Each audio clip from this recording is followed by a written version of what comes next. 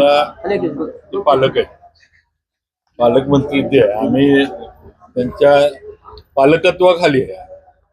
आता मगाशी मला म्हटलं शेजारी बसा, म्हटलं म्हणजे मी हात पुढे करतोय तर तुम्ही घेणार, म्हटलं आमची मिठी मारायची तयारी आहे. म्हटलं आता तुम्ही चालते का नाही. बोलावणं आलं तुम्ही गेला नाही बैठकीला बोलवलं गेलं पण तुम्ही काही बैठकीला आला नाही, त्यामुळे थोडी नाराजी काल व्यक्त केली आहे तुम्ही. नाही असं नाही, मला त्यांनी थेट मला बोलवलं, मी कधी येत नाही असं होत नाही. ते वाया निरोप आल्यामुळे जरा घोटाळा झाला. या जिल्हा परिषदेला आता तुम्ही दोघं एकत्र असणार आहे का? सत्ता स्थापना आम्ही जिल्ह्याच्या विकासासाठी एकत्र आहे. आता पुढचे विषय पुढे आता त्याच्यावर कधी चर्चा होणार आहे तुमची? ते आता त्यांनीच सांगायचं.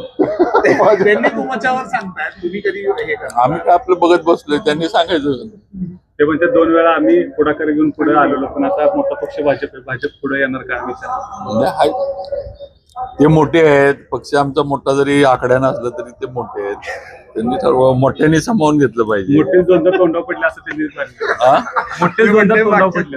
2 वेळा आम्ही बैठकीसाठी बोलवलेलं. नाही ना, असं काय त्यावेळेस जरा वातावरण नीट नव्हतं, आता नीट झालं.